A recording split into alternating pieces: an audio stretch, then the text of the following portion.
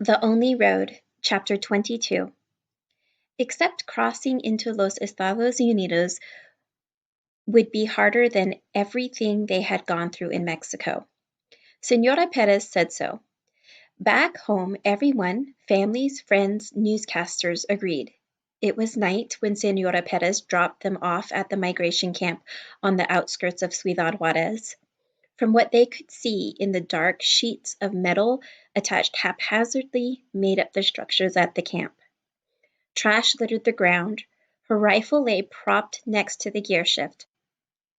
"I don't want to leave you here," she said. She reached for the door and hit the power locks, even though she'd already done it 15 minutes before. It was on the map. Jaime glanced through his sketchbook to make sure. He could feel the vibrations of Vida's growl against his arm. The map with shelters for immigrants.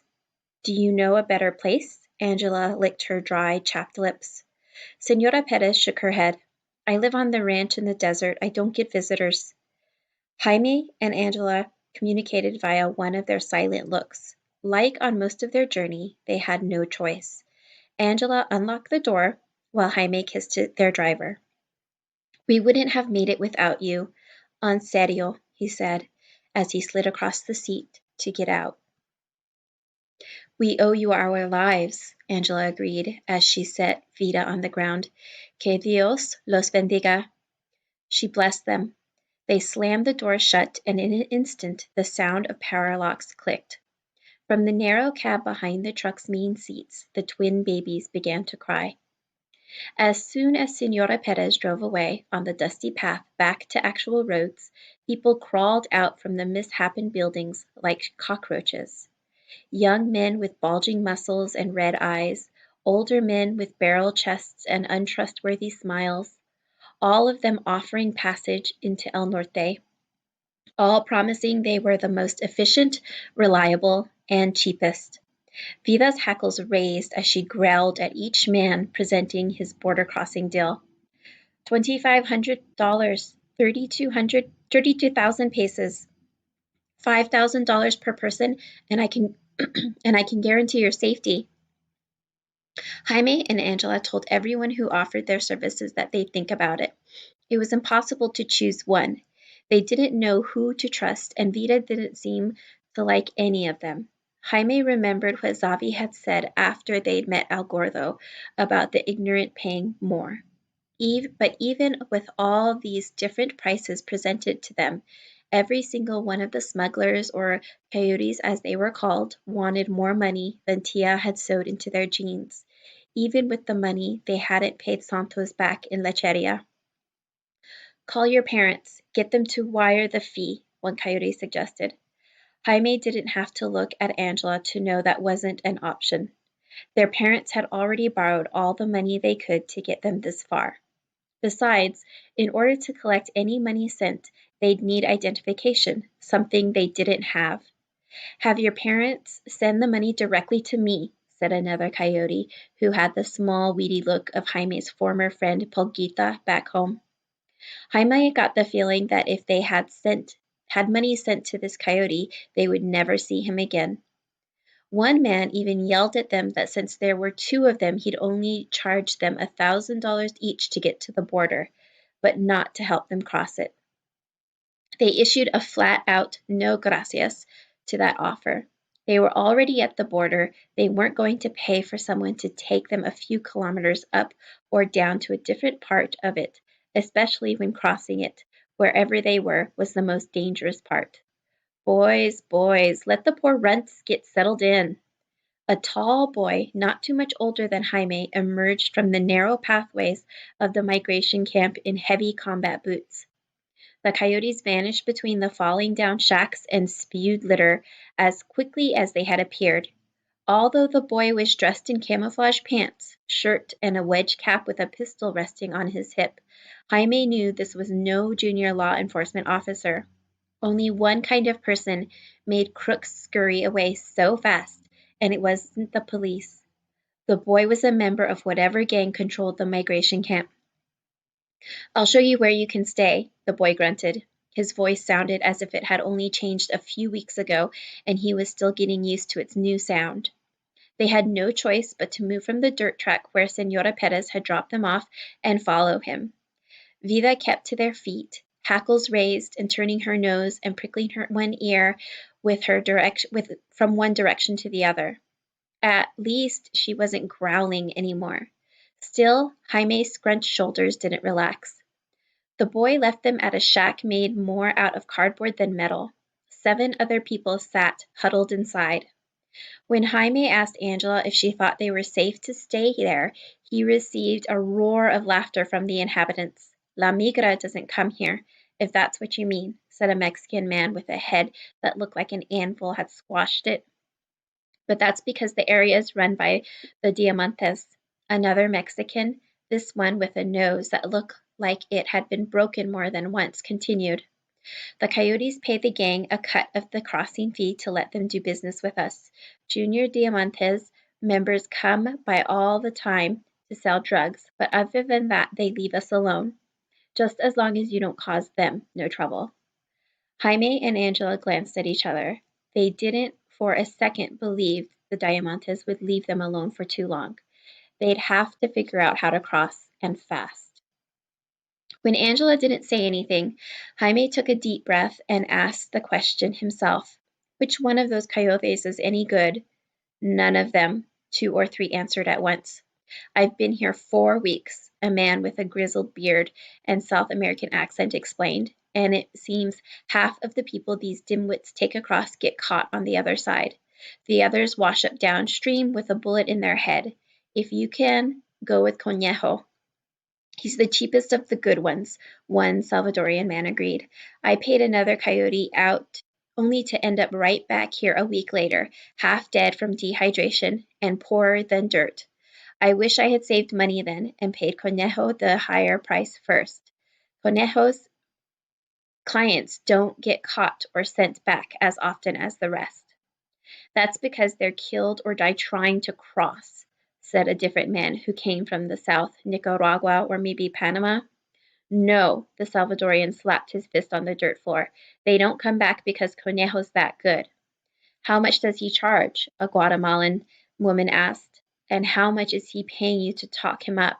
The other man demanded. The Salvadorian looked like he was about to attack the cynical man. For that, I hope your corpse rots in the desert. The kid asked who the best coyote is, so I'm telling him. You son of a gun, he charges $2,100, and that includes the drive to the safe house on the other end. He won't take pesos. Jaime and Angela looked at each other as they huddled in their cardboard corner with Vida on high alert. They couldn't get over how much money that was for one night's work. It took their parents a whole year to earn that amount. But on the other hand, what choice did they have? Going with someone cheaper and less reputable could cost them their lives. In unison, they both let out a sigh. This Conejo did sound better than the others. We'll check him out in the morning, Jaime whispered. Maybe, just maybe, the Salvadorian was mistaken about Conejo's rates, because if that was what Conejo really charged, they'd never come up with the extra money. Unlike the shifty coyotes in the immigration camp, Conejo didn't lurk around seeking business. Customers came to him. Jaime and Angela slept in the next morning and waited until the afternoon to follow the directions the Salvadorian man from their cardboard shack had given them to seek out Conejo. Angela's ankle was better, but she still walked with a limp.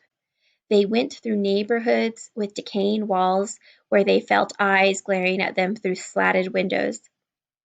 Dark alleys with homeless men begging for any coin they could spare, and trash-littered streets with girls wearing very little except empty expressions on their faces. From a shadowed doorway, a man came at them with a knife, but Vida bared her teeth with a deep growl, and the man backed off. They found Conejo munching on peanuts and playing pool against himself in an outdoor cantina, just as the Salvadorian man had said. It made sense immediately why this man was called Conejo. Sticking out from his pouchy lips were 2 large front teeth. His face was long, body slight, and legs lean. He was even a bit twitchy like a rabbit, and at the slightest noise would freeze to look at different directions. His shoulder-length black hair covered his ears, but Jaime wondered if they were large and twitchy too. $2,200 each, he said, with his back toward them before they even reached him. The thin desert air made Jaime struggle for enough oxygen. That was $100 more than they'd heard last night, each. They might as well find another smuggler because there was no way they could afford him. Jaime tapped Angela's shoulder to go, but his cousin crossed her arms over her chest. She stood her ground with determination he hadn't seen since Xavi disappeared. $2,000 each since there's two of us. Conejo pocketed the next ball before his nose twitched and he jerked his attention to Vila. Is that thing coming too? Claro, Angela affirmed. Are you paying for her crossing fee? Angela put her hands back and glared into the rabbit man's amber eyes. She pays her own way by alerting us if anyone is near. Conejo threw a nut on the ground. Vila looked at the food and then at Angela as if waiting for permission to eat it. Angela nodded before Vila gobbled it up with a crunch. Conejo raised both his eyebrows, impressed. $2,200 each, and the dog goes free. Jaime and Angela exchanged looks. Angela gave him a slight nod before glancing at Vila. Jaime sighed and nodded back. Going with Conejo did seem like the best option, and there was the fact that this was the first coyote they'd met that Vila seemed to like. Do we have your word? Jaime held out his hand like businessmen on La Tele did to seal deals. $2,200 each. Conejo took his hand and shook it hard without breaking eye contact. Be back here at 10 o'clock sharp, any night except Sunday, with the money. He threw Vila another nut and returned to his game where he pocketed 2 balls in one turn. We should just call Tomas. He can come over and hide us in his car to go back, Jaime said the next morning as they walked the streets of Ciudad Juarez with Vila at their feet. They'd spent half the night thinking of ways to earn Conejo's extra money. The downtown area, an hour's walk from their camp, seemed like a more promising place to earn money. At least the buildings weren't made of metal sheets and cardboard, but from here they saw what stood against them. The river with its cemented sides, the giant wall behind it, the armed guards, and the tall buildings of the promised land that was El Paso, Texas, and the rest of Los Estados Unidos. All so close, Jaime could throw a stone and have it fall into the other country. But unless he were a stone, getting there was near impossible. And if they catch us crossing in Tomas's car, they send us back to Guatemala and throw Tomas in jail for smuggling, Angela said. She was right. He knew that. But he hated having come all this way just to face a dead end. Especially when he thought about how close they were. Tia had said there was about $2,000 in each of their jeans, which meant they were 200 shy of Conejo's fee each. He came back to the same question they'd asked the night before. So how are we going to earn the extra money? Maybe I can get a job as a nanny, Angela said as she noticed a dark-haired woman pushing a stroller with a blonde toddler. Should we talk to her? Jaime asked. But before they could ask the babysitter if she knew of extra jobs, the pair had disappeared into the crowd. A huge sigh escaped both of them. Hopeless? The people who could afford a nanny in Ciudad Juarez probably lived behind security-guarded gates. In his head, Jaime went through his abilities. Thanks to Senora Perez, he was better at swinging a hammer, but not skilled enough that people would actually pay him. At the mercado in Lecheria, the merchant had paid him in rotting fruit for carrying boxes. He knew without asking that Conejo wouldn't accept squashed papayas as payment. If Xavi were here, he'd figure something out, Angela muttered. Vida's ears prickled at the name. Angela scooped up the dog and buried her face in the white and brown patched hair. Jaime stopped next to her, his hand on her shoulder. Yes, Xavi would have thought of something. He was good at taking charge, like Miguel. What would they have done? Jaime glanced through his sketchbook at the picture of Miguel's funeral. An idea began to take shape. Without the cover, the front sleeves were bending and curling, but the blank ones toward the back were still in good condition. The old woman on the bus had paid him 12 pesos for his drawing, even though she had been poor. Would other people pay him to sketch their portraits? He counted 20 sheets of paper left in his book. His last pencil was almost at its full length, but since his sharpener had been stolen with his bag, he'd have to chip away the wood by hand. Not ideal, but not impossible. We need to go someplace where all the gringo tourists walk by, he said, his eyes shining with new hope and determination. What do you have in mind? You'll see. They found an empty bench in the huge Parc de El Chamizal with paved paths, irrigated grass, and shade trees. It was near the city center and very close to the border and very far from their ugly camp. The day was cloudless and hot, but not too hot to keep people indoors. Jaime began to set up shop. First, he tucked in his frayed t-shirt, which he'd cut to tie the brace for Angela's ankle, and brushed off his dirt-covered jeans as best he could.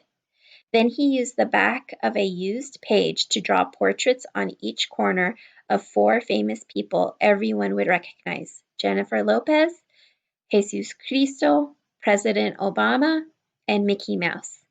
He held out the sketchbook with one hand and his pencil with the other. Every time somebody passed by their bench, he waved his pencil as if he were drawing in the air and pointed to his sketchbook. Me make you? Me make you? He asked each person. He wished he knew more English, but that was the best he could say. Angela couldn't remember how to say draw or even paint in English, so wasn't able to help his vocabulary. Instead, she mended the large rip in her jeans. If Abuela had been there, she would have been scandalized that Angela had gone around the whole state of Chihuahua showing so much leg. Vila lay down at their feet and gave every passerby a hopeful, one-ear look. Most people ignored Jaime, but finally he noticed a group of girls a bit older than Angela. The one in the front with long blonde hair and skin browned by the sun, carried a bag with the face of Frida Kahlo, one of Mexico's most famous artists. If this blonde gringa liked Frida, maybe she'd like her portrait sketched. Me make you como Frida? He pointed to her bag with his pencil and then at his sketchbook. She stopped and looked at him, then at the same sketch of the famous people. She asked a question he didn't understand while rubbing her fingers together. That he understood. She wanted to know how much. Tiens, he said. He counted. He wanted to charge more. The poor viejita on the bus paid 12, but 10 was the highest he could count in English. She nodded and smiled as she sat down on the bench. Sure. He took his time outlining her face before filling in her features. Her eyes were small, but her cheekbones and smile highlighted her face, making her very pretty. He ignored the pimple on her forehead, but made sure to include her beaded dangling earrings. She sat still with her chin up like a perfect model during the time it took to draw her. He couldn't have asked for a better subject. As a result, the drawing turned out really well. He wished he could keep it for himself. He remembered to sign the bottom with his illegible autograph before handing her the portrait. She broke into a wide grin that had him smiling back in an instant. He knew the words fantastic and beautiful and took it to mean she liked it. Then she asked him something he didn't understand. Tu años? She asked again, and comprehension suddenly hit him. She wanted to know how old he was. Tiens, on two? He said, holding out his 10 fingers and then 2 more. 12. He nodded and hoped that what she said was correct. She carefully rolled up the portrait and pulled off a spare hairband from her wrist to hold the shape. Then she dug into her Frida bag for her wallet. Instead of the 10 peso coin he was expecting, she handed him a crisp U.S. note, green with blue watermarks, and the number 20 on each corner. No, tiens, he held out his hand, showing her again his 10 fingers. She shook her head no and waved him away as if it was nothing. How could anyone think $20 was nothing? She had given him more than 15 times what he had asked. She must be very rich. Thank you, he said. He couldn't make the sound, but knew she understood. He stared at the note for a second longer before tucking it deep in his pocket. It wasn't until then that he noticed Angela had convinced one of the portrait's ladies' friends to let her reattach a shirt button that had come loose. She handed back the shirt and was given a few bills in return. Once the group had left, Angela showed her earnings, $3. I didn't ask for any price, that's just what he gave me, Angela explained. She tried not to look disappointed. We must accept and be grateful for whatever we can get. They were discussing how to get their next clients when a brown-haired woman with pale skin who had been watching stormed up to them, demanding something. They looked at each other nervously. Was she accusing them of stealing? She let out an exasperated sigh and then pointed to Angela's mended jeans, pinching her thumb and forefinger, and shook the shirt she wore up and down. I think she wants you to sew her shirt, Jaime said, or else she's afraid of caterpillars going up her legs. Angela smiled with a nod and pulled out her sewing kit. It's a lucky thing I still have this, she said, and Jaime knew she'd forgiven him for losing the backpacks on the train. The new gringa made cutting motions with her fingers and pointed to where she wanted the alterations. Angela folded the skirt in position and confirmed before making the cut with her micro scissors. The lady stood there in the middle of the park, looking at her phone while Angela tried not to poke her legs with a needle. Me make you? $10? Jaime called out. He didn't think he could say 12, but now that he was changing his rate from pesos to dollars, that was good enough. People paused to look at Angela fashioning a skirt still on the lady. An old woman stared first at Angela, the woman nodding her approval of Angela's technique before turning to Jaime, who pointed from his portrait sample to him. $10? 5, her husband said as he pushed up his thick glasses. See, yes, Jaime agreed, even though the old man's gold watch implied he could pay more. Like Angela had said, they had to accept whatever they could get. Jaime drew the couple sitting together, the lady with a wide fake smile and her husband scowling as if his face had frozen that way years ago.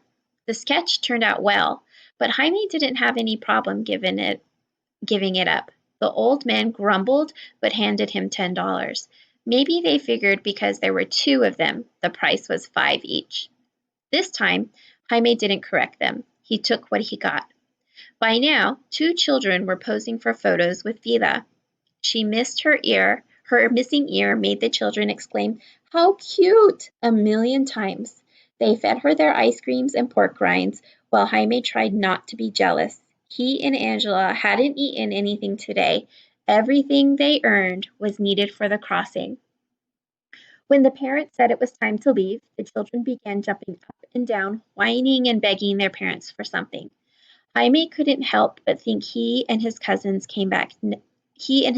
back home never acted like that. The father, who spoke decent Spanish, turned to Jaime. My children love your dog. How much for her?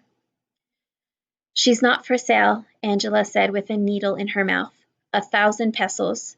The father raised his eyebrows as if daring them to refuse. Jaime wasn't sure of the conversion rate, but he knew it was a good amount toward their crossing fee.